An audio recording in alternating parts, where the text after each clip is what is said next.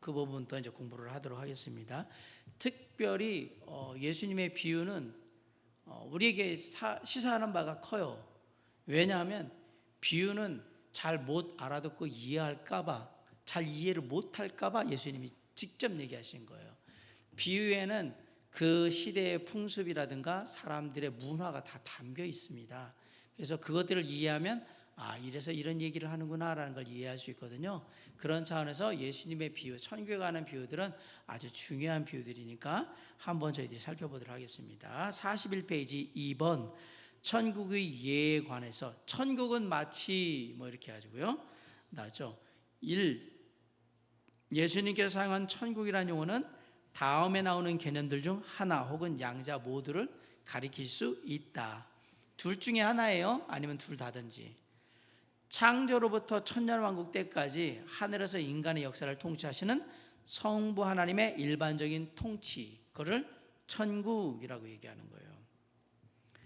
두 번째는 천년왕국 동안 예루살렘에서 인간의 역사를 통치하시는 성자 하나님의 구체적인 지배라고 되어 있습니다. 여기 앞에가 달라요. 창조부터 천년왕국까지, 천년왕국 동안 예루살렘에서, 이렇게 되어 있어요. 그러니까 천년왕국이 올 때까지는 성부 하나님의 입장에서 천국이라는 말이 나오는데, 천년왕국 이후부터는 새 예루살렘, 새 하늘과 새 땅 얘기 나올 때는 성자 하나님의 지배로 바뀝니다. 또 하나, 우리의 심령을 천국이라고 얘기하기도 하잖아요. 자, 이 하나님 나라와의 차이가 있어요. 천국이라는 말과 하나님의 나라라는 말을 우리가 막 섞어서 써요. 근데 차이가 있어요. 드문 경우지만 하나님의 나라는 천국과 같은 개념으로 사용되기도 한다. 자, 천국, 하늘의 왕국이라는 뜻이거든요. 하나님의 나라는 하나님이 통치하시는 나라라는 말이라거든요. 그러면 천국이라는 말에는 통치자가 누군지가 나와 있질 않아요. 그러니까 그냥 하늘의 왕국인 거예요. 하늘의 왕국, 나라가 있어요.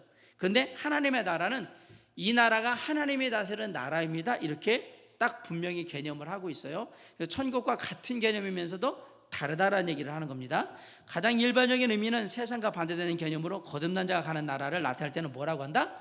하나님의 나라. 그러니까 믿는 자나 믿지 않는 사람 모두가 얘기할 때, 보통 얘기할 땐 천국 이러면 알아들어요.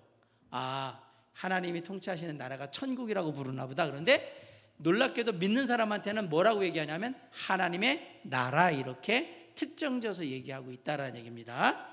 그리고 천국이라는 단어는 오직 마태복음에만 사용합니다. 왜 그럴까요?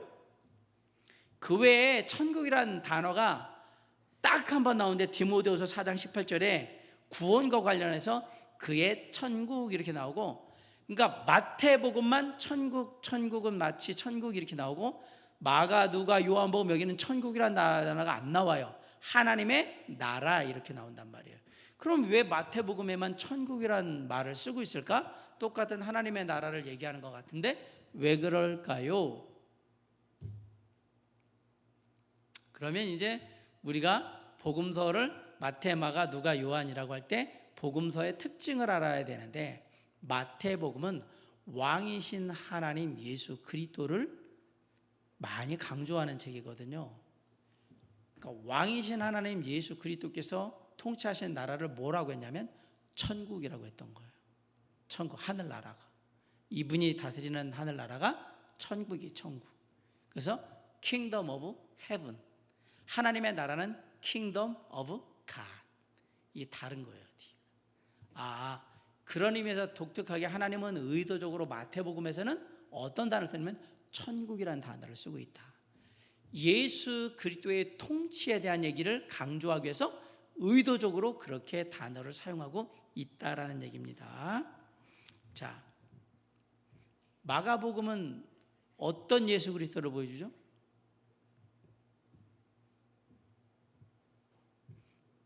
마가는 종이에요.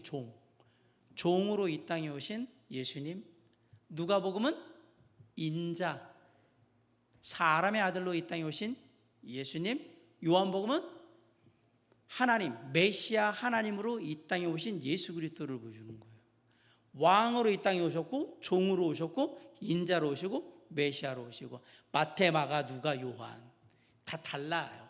그래서 그 보는 시각 속에 단어들도 그렇게 돼 있어서 요한복음은 첫 시작에 태초에 말씀이 계시니라, 이 말씀이 하나님과 함께 계셨으니 이 말씀이고 하나님이라 이러고 얘기하잖아요. 그건 뭐냐면 이분이 메시아 하나님으로 오신 분이에요. 그러고 하니까 처음부터 태어났다는 얘기. 하나님이 탄생이 어디 있어요? 탄생을 했다는 얘기는 사람과 같은 존재인데, 그런데 왕으로 오거나 종으로 오거나 인자로 올 때는 뭐가 필요해요? 족보가 필요하잖아요. 그러니까 태어난 얘기가 나오는 거예요. 그런데 하나님으로 오시면 족보가 필요가 없어요. 그래서 안 나와요. 그냥 하나님 시작 이렇게 나오는 거예요. 그런 차이들을 우리가 사복음서에서도 살필 수 있어야 합니다. 그리고 그런 입장에서 어떤 단어들이 계속해서 반복이 되고 있는데, 마가복음에서는 종에 대한 얘기들, 섬김에 대한 얘기들이 많이 나와요. 누가복음은 사람의 아들이로도 우리의 삶을 살피고 우리의 마음을 이해하시는 예수 그리스도 하나님에 대한 얘기들이 의도적으로 많아요. 요한복음은 하나님의 신성에 대한 얘기들이 막 나와요. 그럼 다 이거 의도적으로 하나님께서 그렇게 쓰셨다는 얘기예요. 사람을 통해서. 성경은 그냥 막 쓰여진 게 아니라는 얘기입니다. 그 의도가 후대 사람들이 보다 이상하다, 왜 이런 말을 여기서만 많이 유독 쓸까? 그러면 그래서 그냥 우리가 볼 때 그러면 하나님이 그렇게 쓰셨다가 아니라 이런 의도로 쓰신 것 같다라고 많은 학자들이 공통적으로 얘기하는 겁니다. 그런 차원에서 이렇게 보면 그런 내용들이 의외로 많이 있다는 것을 느낄 수가 있고 알 수가 있다는 사실입니다. 자, 3. 씨 뿌리는 자의 비유. 이 씨 뿌리는 자의 비유는 어떤 분들은 한 20번만 더 들으면 한 100번 듣겠네요. 그죠? 씨 뿌리는 자의 비유를 말씀하셨다. 4개의 밭이 있죠. 길가, 돌짝, 돌밭, 가시떨기 위, 좋은 땅. 길가는 사람들에게 밟히고 새들에게 쪼아 먹히고요, 돌밭은 즉시 싹이 나왔으나 뿌리를 내리지 못하고 물기가 없어 곧 시들었다. 그렇죠. 도로에 뭘 심어봐야 뭐 잠깐은 어떻게 나겠지만 그 물이 마르는 그 순간 그래서 바위에 가끔 소나무 같은 게 이렇게 나는 거 보면 대단하다고 생각하는데, 그 소나무 안에 보면 틈이 있어요. 틈.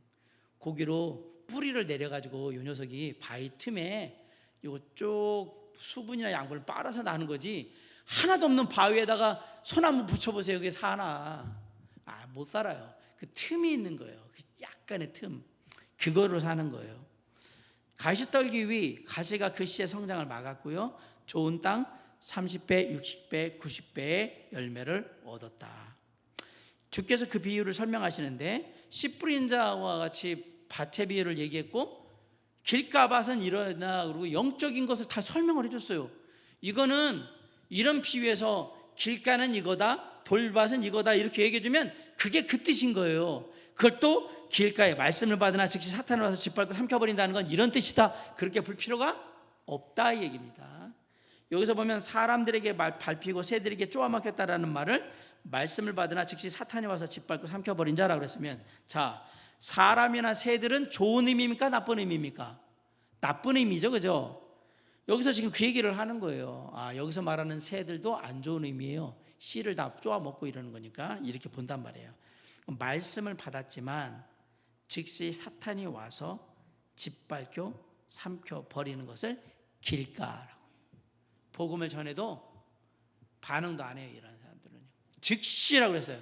떨어지는 즉시 촥 집어먹는 거예요. 가끔 공원에 가서 우리가 닭둘기들 보잖아요. 닭둘기가 뭔지 아시죠? 비둘기가 하도 모기를 먹어가지고 그냥 포동포동 살찌는 애들을 우리가 보통 비둘기라고 안 부르고 닭둘기라고 불러요. 닭이 모이 먹듯이 이렇게. 근데 그런 아이들에게 먹을 탁 던져보세요. 그러면 탁탁 이렇게 쪼아가죠. 그 얘기예요, 그 얘기. 그러니까 여기에 하나님의 말씀의 씨앗이 남아날 리가 없어요. 그러니까 길가인 거예요. 돌밭, 말씀을 가벼운 태도로 받는 자. 말씀을 가벼운 태도로 받는다는 건 무슨 말일까요? 하나님의 말씀을 가볍게 받는다는 게 과연 뭘까요? 참 한번 생각을 해봐야 돼요. 말씀을 가볍게 받는 자. 받긴 받아요. 그런데 가볍게 받는데요.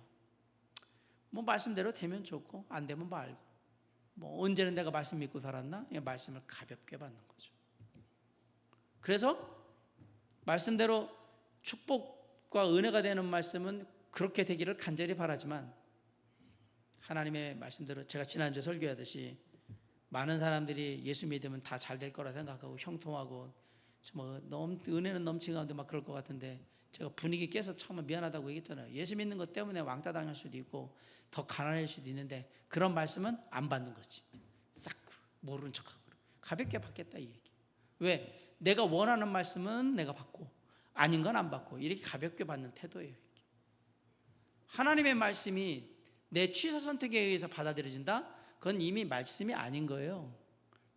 왜? 내가 하나님이잖아요. 내가 선택했잖아요. 이 말씀을 받고 말고를 내가 선택하면 내가 하나님이지 이 하나님이 말씀이냐고요. 이거는 그냥 내가 필요할 때 그냥 쓰는 거 정도.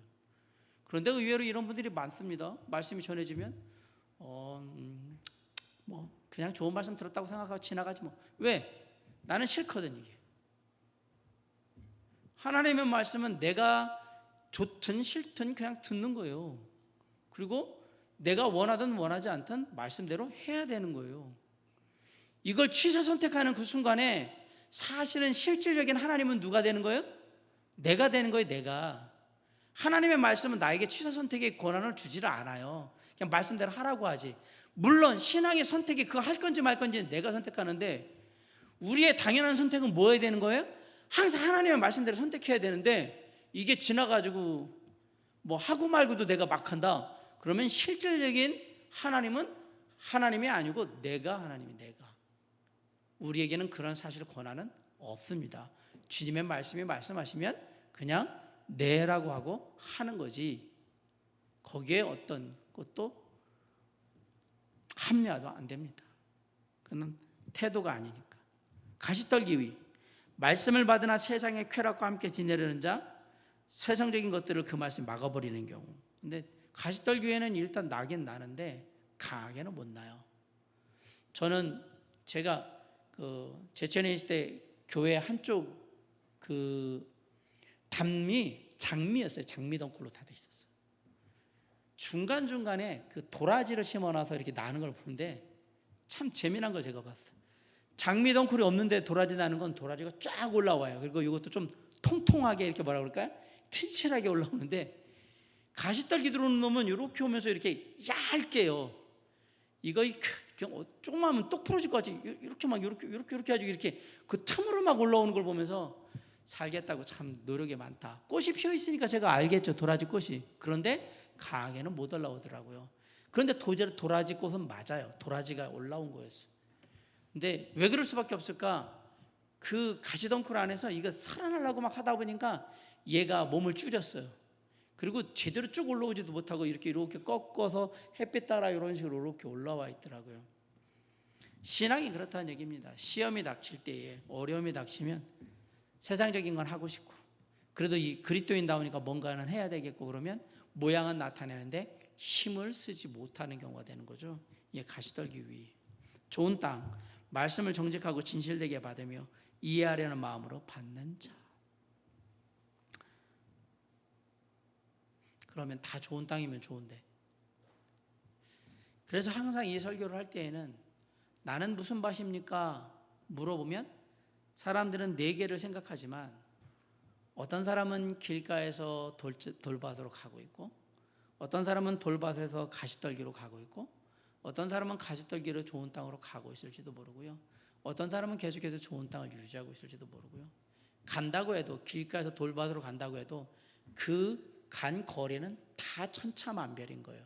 그냥 말이 길가에서 돌밭으로 내 마음이 변해지고 있는 것 같아요. 그런데 이제 시작인 사람도 있을 거고요. 저 돌밭에 가까이 간 사람도 있을 거고, 중간에서 지금 또 그러는 사람도 있을 거고, 뭐 거꾸로 가시떨기에서 좋은 땅으로 간다고 할 때 이제 가시떨기에서 좀 벗어나려고 하는 사람이 있는 반면에, 어떤 사람은 이미 그 좋은 땅 가까이 간 사람도 있을 거고, 야 가야 돼 말아야 되고 중간에 있는 사람도 있을 거고, 이거는 다 천차만별이에요. 그걸 그냥 하나로 딱 얘기할 수는 없다라는 얘기입니다. 다만 만약에 얘기한다면 나는 어디에 가깝습니까? 라고 얘기하면 가시떨기에 가까울 것 같습니다. 뭐 돌밭에 가까울 것 같네요. 뭐 좋은 땅에 가까울 것 같네요. 이렇게 얘기했는데, 또 우리가 옛날에 해석을 할 때는 길가하고 돌밭은 이건 불신자의 마음이다 그러고, 가시떨기하고 좋은 땅은 이거는 믿는 자의 마음이다 이렇게 하는 분도 있고, 어떤 반은 돌밭에 싹이 나니까 뿌리를 내리지는 못했으니까 그 싹은 난 거 봐가지고 이 사람도 믿는 자다 얘기하고, 어떤 사람은 또 뿌리를 못 내렸으니까 아니다고 하는데, 제가 볼 때는 의미가 없어요. 만약에 이거를 영적으로 구원받은 자냐 아니냐나 해석을 한다 그러면 논란이 많겠지만, 우리의 마음 상태라고 본다 그러면 믿지 않는 자와 상관없이 믿는 자의 마음을 그대로 다 보여줘요. 내가 구원받은 하나님의 자녀인데 길가예요. 길가의 영적인 상태가 무슨 얘기냐면 그냥 불신자와 다름이 없어. 그럼 길가죠. 돌밭이에요. 구원받은 하나님의 자녀인데 돌밭이에요. 그 얘기는 말씀드릴 땐 좋았는데 그냥 곧바로 요 문, 교회 문 나가자마자 그냥 싹 사라지는 거죠. 이게 돌밭이잖아요. 하루를 못 가네. 제가 김명현 박사님 강의 듣다 보니까 연력학 법칙이 나오더라고요. 모든 에너지는 사라진다. 생성된 에너지는 물론 이 전체적인 것은 보존이 되지만, 에너지는 저한테 에너지가 100이라는 에너지가 있다가 90, 80이 되면 여기에 모자란 에너지는 누군가 갖고 있는 거예요. 어딘가 있단 말이에요. 그럼 이거는 다 보존이 되지만 에너지는 다 사라지게 돼 있어요. 그리고 생명이 갖고 있는 에너지는 반드시 끝나게 돼 있거든요. 그거의 하나의 원리가 뭐냐? 자, 우리가 아는 걸 내일, 모레, 글피까지 기억을 못합니다. 그러면 생각을 해보세요. 이걸 계속 기억하려고 그러면 내가 뭘 써야 된다는 얘기입니까? 에너지를 써야 된다는 얘기예요. 에너지 쓰는 게 뭐냐면 계속 내일도 목사님 어저께 씨 뿌린 자의 비유 얘기했는데 내가 돌봐서니까 계속 여기에 뭐예요? 내 영적인 기운, 영적인 에너지를 계속 써야 기억할 거 아닙니까? 안 쓰고 멍하고 있으면 이거는 다 사라지는 거예요. 휘발성이 있기 때문에. 그거예요. 그냥 간단하게. 어떤 상태에 있을까? 나는 가시떨기인가? 그리고 한 상태에만 머무르지 않아요. 때로는 내가 길가같이 아주 그랬는데 하나님의 은혜로 좋은 땅이 될 수도 있고 가시떨기 위가 될 수도 있는 거예요. 이게 영적인 마음의 상태를 얘기한다 그러면 우리는 여기서 번지수가 완전히 막 왔다 갔다 할 수 있다는 얘기거든요. 그러므로 뭐 하나가 나다라고 얘기할 수는 없는 거예요. 그럼 바꿔 얘기해서 뭐가 중요하냐? 계속해서 좋은 땅을 유지하는 게 제일 중요하죠. 어떻게 하면 계속해서 좋은 땅을 유지하면 좋냐? 여기 말했잖아요. 말씀을 정직하고 진실되게 받으라. 그리고 이해하려는, 하나님의 말씀의 의도를 이해하려는 마음을 가져라. 그러면 좋은 땅이 될 것이다. 좋은 땅이 되는 비결의 가장 중요한 건 뭐냐면 하나님의 말씀이었어요. 하나님의 말씀에 대한 태도, 그게 좋은 땅인 거예요. 마음의 좋은 땅. 그렇구나. 그럼 그걸 만들 수 있는 방법들은 많겠죠. 그래서 우리는 날마다 경건의 시간을 갖고, 그리고 말씀 붙들고 기도하고 말씀대로 살려고 여러 가지 고민도 하고 막 그러는 거예요. 왜? 좋은 땅이 되고자 하고 좋은 땅을 계속해서 유지하고자 하니까. 제가 이 설교를 하면서 여기에 관련된 말씀 들으면서 늘 드린 얘기예요. 항상 좋은 땅일 수가 없습니다. 없습니다.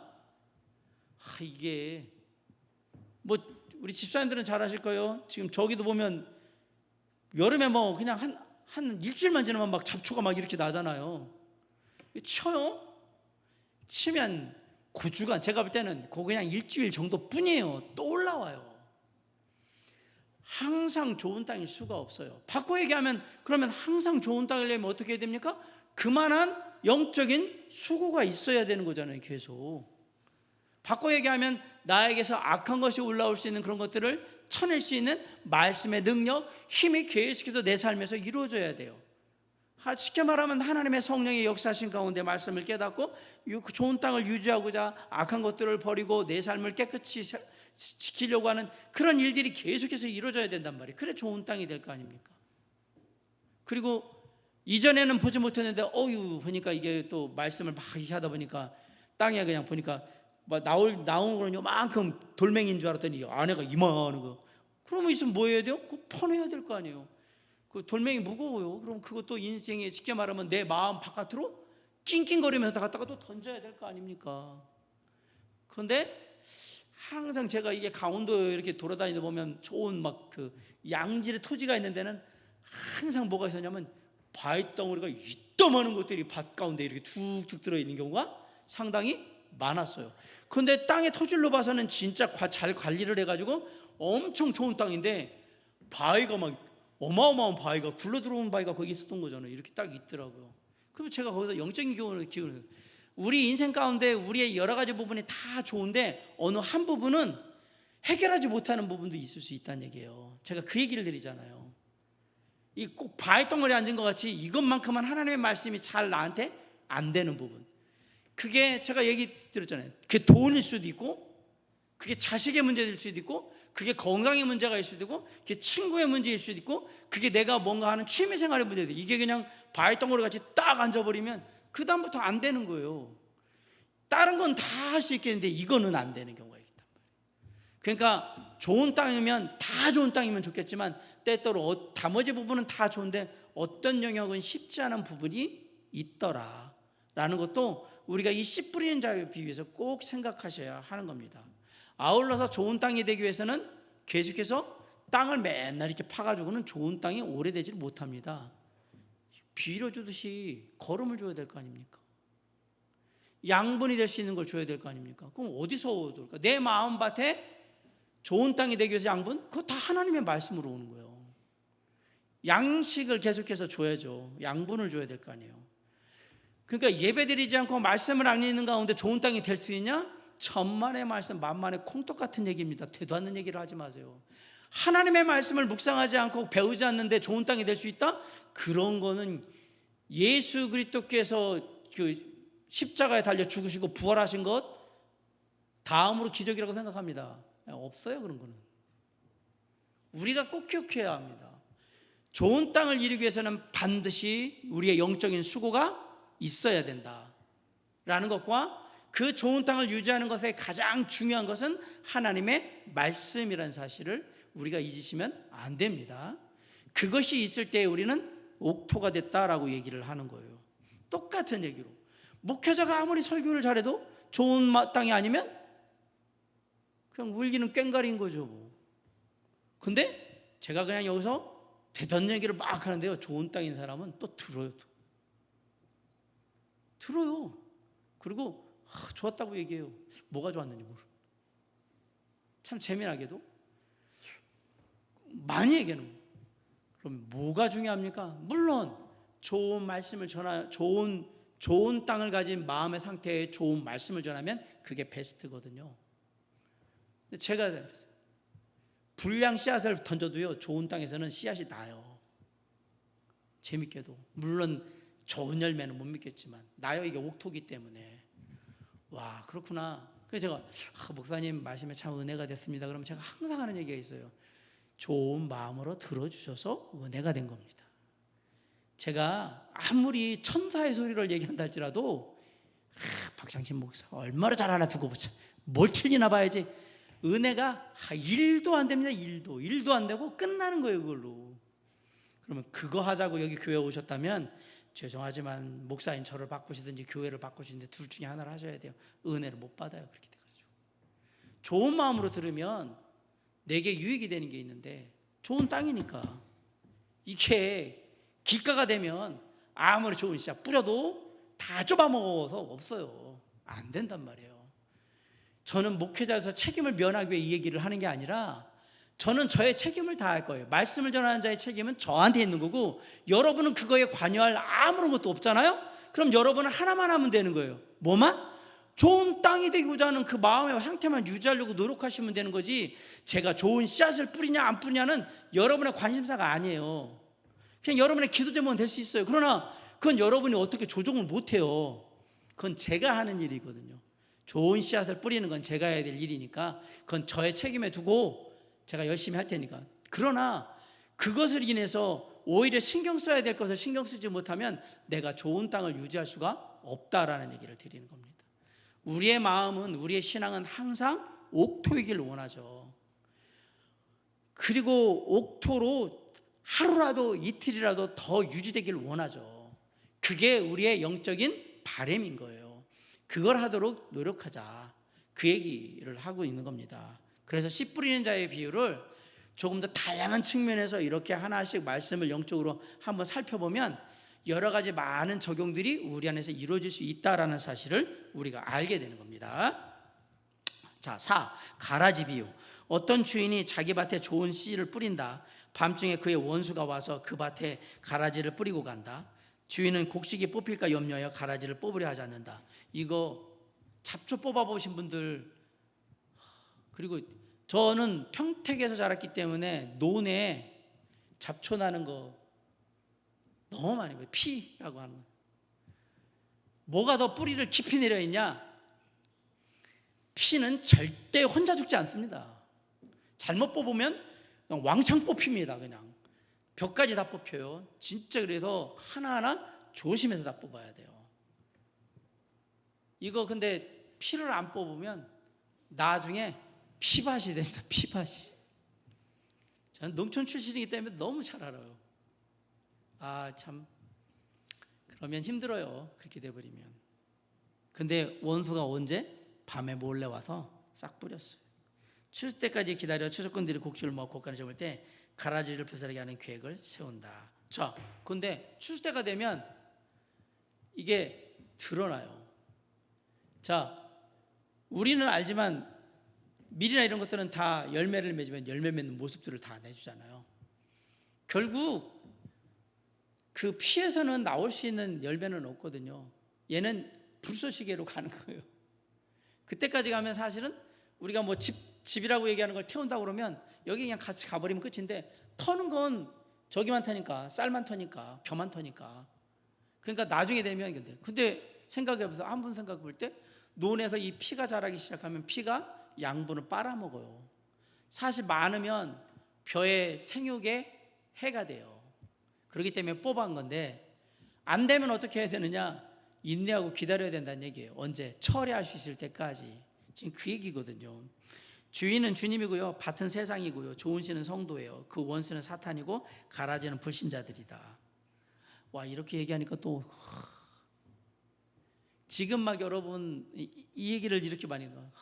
주님, 저희 신앙을 아주 괴롭히는 아주 안 좋은 사람이 있습니다. 처리해 주십시오. 이래서 다 처리하면 여러분 혼자 사셔야 돼요. 그리고 두 번째, 그러면 우리가 신앙적으로 올바르냐? 아니요. 놀랍게도 신앙은 뭔가 계속해서 압박을 받고 어려움을 당할 때 강해지지, 널널하고 자유하고 나 혼자 있으면 잘할 것 같으냐? 아니에요. 그렇지 않아요. 주님이 여기서 말씀하고 싶은 것은 그 얘기를 하는 거예요. 마지막 가면 다 심판의 때가 온다. 그때는 다 가려낼 것이다. 견딜 줄 알아야 된다. 그럼 피해 지지 말고 끝까지 견뎌서 이겨내라. 그리고 너는 어디로 갈 거다? 하나님의 나라에 갈 거고, 얘네들은 다 처리해가지고 심판해가지고 내가 보내버릴게. 그때까지는 버텨라고 얘기하는 거예요. 자, 세상에서 우리는 언제까지 가야 된다? 주님이 모든 거 정리하실 때까지 어떻게 하면 된다? 버티면 된다는 얘기입니다. 지금 주변에서 괴롭히는 사람이 있다고 계속 이 사람 처리해 주세요, 저 사람 처리해 주세요, 요거 잃어버리면 진짜 옆에 남아날 사람이 없을 것 같은데요.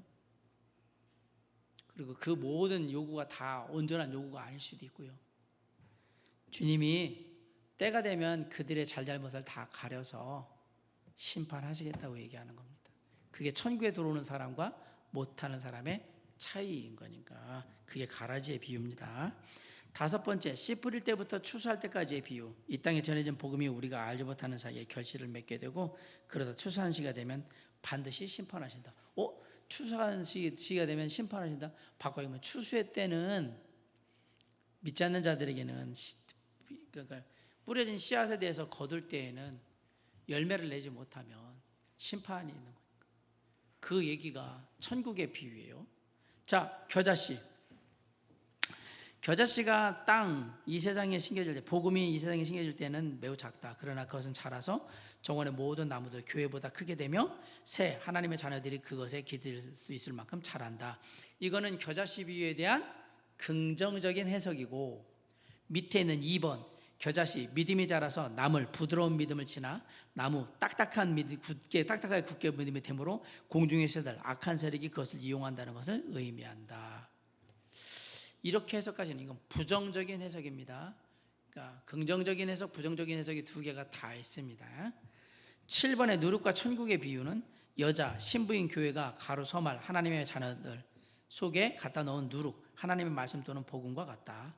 곧 그 전체의 가루가 부풀었다. 복음이 널리 퍼진다라는 것에 누룩 비유로 했는데, 두 번째는 가로 서말 철저히 깨어있지 못한 하나님의 교회들의 성장과 양육을 위해 주어진 하나님의 말씀과 복음의 교리가 여자, 악한 세력에 의해 몰래 숨겨 들어온 누룩, 거짓 말씀, 거짓 복음, 거짓 교리와 섞이게 되어 결국은 배도하는 교회가 나타난다는 것을 의미한다. 자, 누룩의 비유도 긍정적인 해석, 부정적인 해석이 있습니다.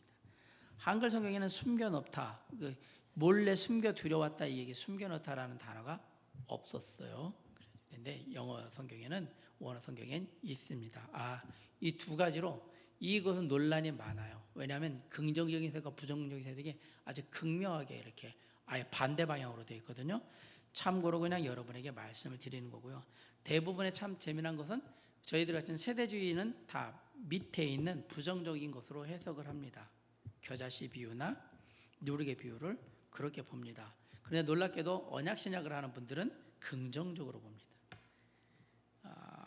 참 재밌어요.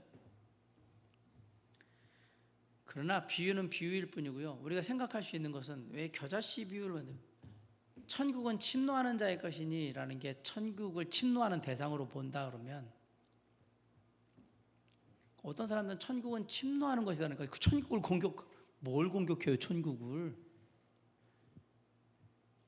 이거는 생각을, 침노한다는 말과 그 말이 갖고 있는 의미를 다시 살펴봐야 될 필요들이 많거든요. 그래서 저는 그냥 여기서 어느 쪽이 더 맞습니까? 해석에 따라서 어느 쪽으로 바라볼 거냐는 것은 사역자의 어떤 이 말씀을 읽는 사람의 주관적인 판단에 달린 문제이긴 한데요. 그냥 이런 해석이 있습니다 정도만 알고 계세요. 그걸 갖고 이렇게 해석하니 저렇게 해석하니 어려우면 나중에 주님께 물어보세요. 그게 답이에요. 저한테 물어보지 마세요. 저는 두 가지가 있다고만 얘기하고 답을 얘기를 하죠. 왜냐하면 논란이 많은 걸 가지고 말싸움하기 싫습니다. 그리고 이거 모른다고 제가 주님의 나라에 가는데 지장이 있거나 그러지를 않고요. 성경 말씀을 전하는데 지장이 있거나 그러지도 않아요. 만약에 제가 전한다고 해도 이 두 가지를 다 해서 다 전할 거란 말이에요. 그러니까 그런 부분들을 그렇게 생각하시면 될 것 같아요. 8. 밭에 감추인 보화의 비유. 한 사람이 밭에 감추인 엄청난 보화를 발견한다. 그는 기뻐하며 자기의 모든 소유를 팔아 그 밭을 산다. 이거 되게 중요해요. 밭에 감추인. 천국은 마치 밭에 감추인 보화. 자, 한 사람의 밭에 감춰진 엄청난 보화를 발견했어요. 어떻게 발견했을까요?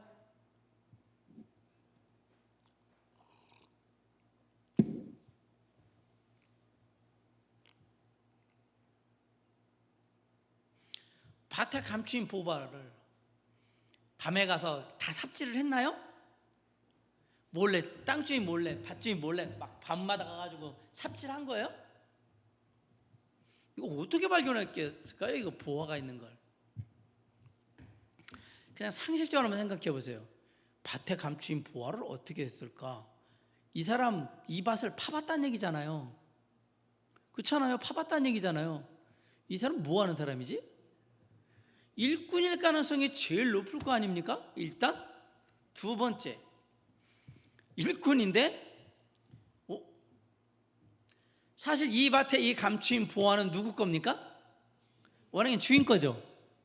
근데 이 사람은 무슨 생각을 했습니까? 이 밭을 내가 사면 이 보물은 내 거가 될 거라고 생각했습니다. 사기입니까?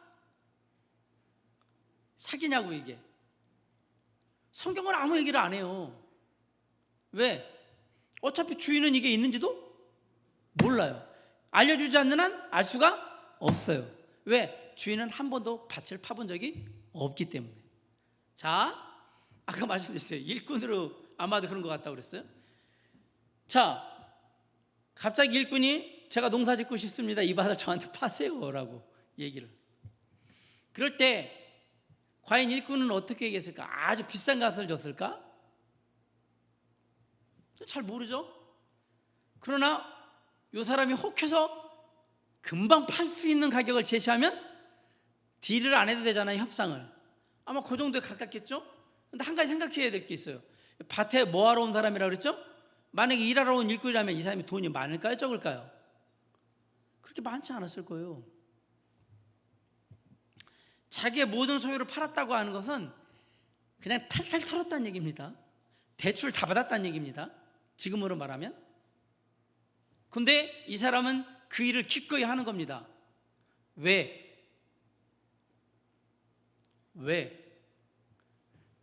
이 보화가 그 가치를 넘는다는 걸 분명히 알고 있다는 얘기거든요. 여기 또 한 가지 재미난 건 있어요. 왜 한 사람만 욕을 봤을까? 그렇잖아요. 밭에 다리 다시 같이 온 일꾼 없나? 이 조그만 밭인가? 한 사람만 일해도 되는 데인가? 놀랍게도 이게 여럿이 일하러 왔는데 만약에 구역을 나눠가지고 밭 파다 보면 이 사람만 있는 데가 있을 수도 있잖아요.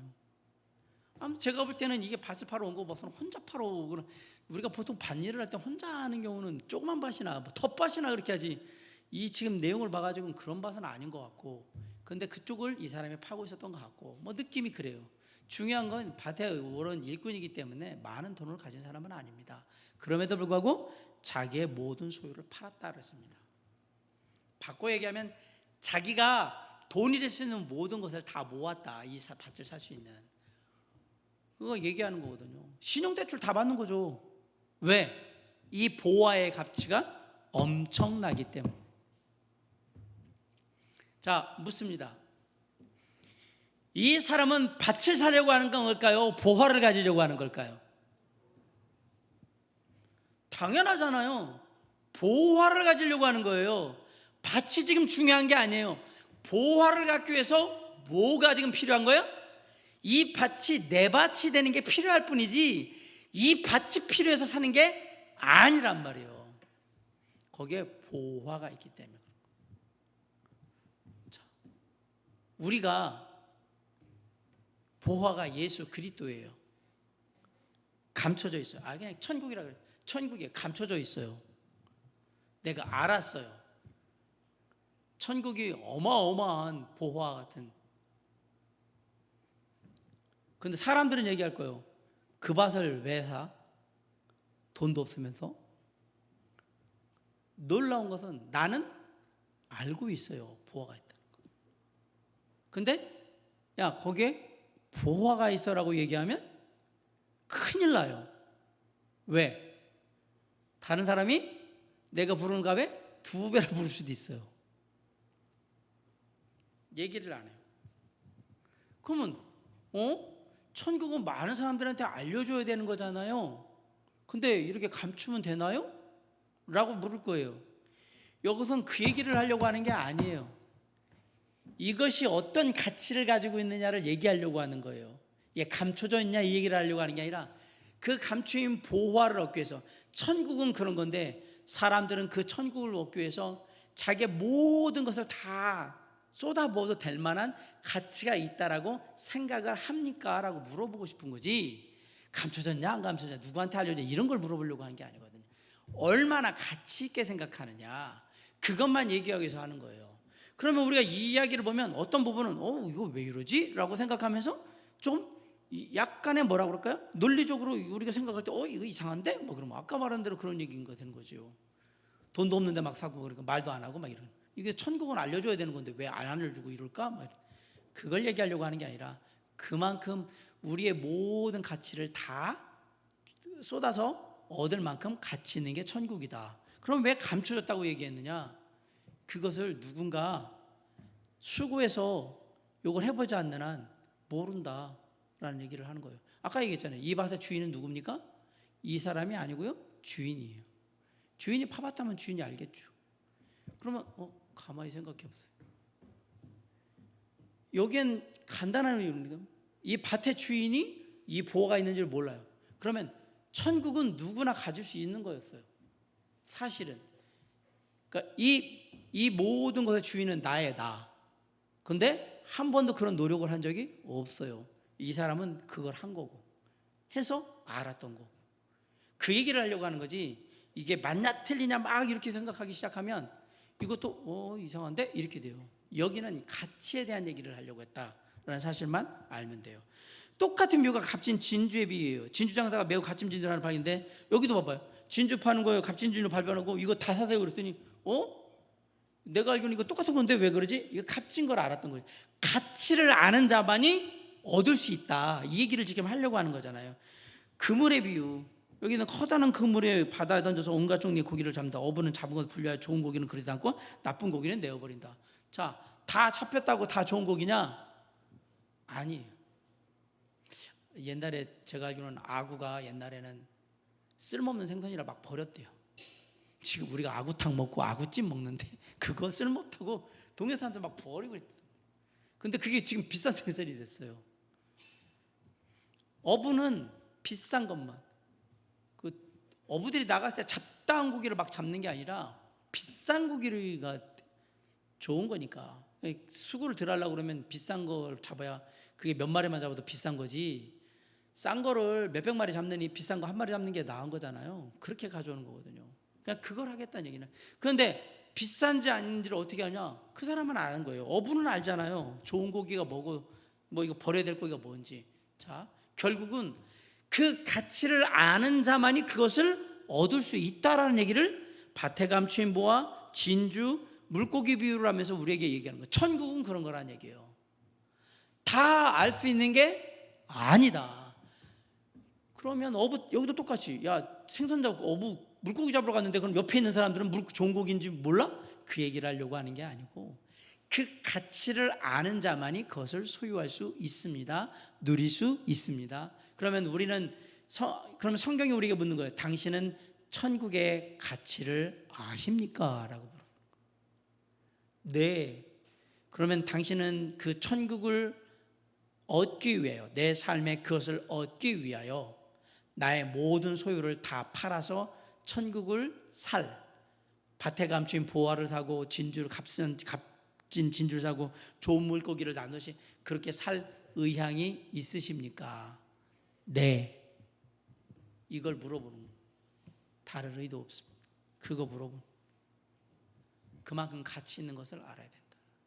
보이지 않는 것은 영원하고요, 하나님의 것은 소중한 것.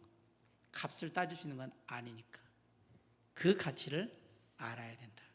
근데 놀랍게도 그 가치를 깨닫는 사람이 많지 않더라. 그래서 천국을 소유한 자 또한 많지 않다. 그게 천국의 얘기. 만약에 그런 입장에서 천국을 침노하는 자의 것이라고 한다 그러면 그 가치를 알고자 애쓰는 자가 천국을 침노하는 자가 되겠죠. 그렇죠? 그렇게 해석을 한다면 그 마음으로 알고자 할 때 그 가치를, 영원한 것의 가치를 알고자 하는 자만이 그 영원한 가치를 누릴 자격이 있는 자다라는 사실을 오늘 마음속에 기억하면서, 감사한 건 저와 여러분은 이미 그 영원한 것의 가치를 알고 있기에 사는 거잖아요. 근데 살다 보면 자꾸 이거하고 딴 거하고 자꾸 바꾸려고 해요. 바꾸시면 손해예요. 절대 바꾸시면 안 돼요. 이건 바꿀 수 있는 게 아니에요.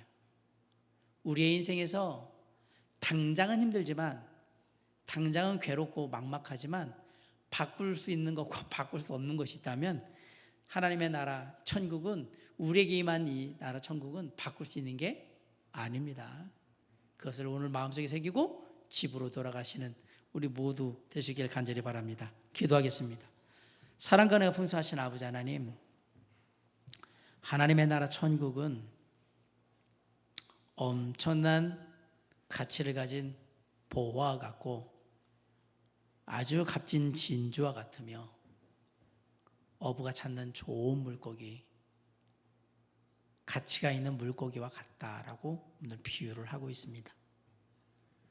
우리가 누리고 있는 하나님의 나라, 우리가 소망하는 주님의 나라가 나에게 어떤 가치인지 살펴보게 하시고, 내 삶의 모든 소유를 들여서, 가진 모든 것을 들여서 누릴 만한 가치가 있는 것이라면 우리의 마음 가운데 흔들리지 않게 하여 주십시오. 그 하나님의 나라를 바라보며 천국을 바라보며 기꺼이 기쁨으로 나아가는 살아가는 사랑하는 성도들 되게 해 주시옵소서. 남은 3일 동안도 천국의 소망과 그 기쁨으로 충만한 삶 될 수 있도록 선하게 인도하시길 간절히 바라보며 예수 그리스도 이름으로 감사하며 기도를 삼나이다. 아멘.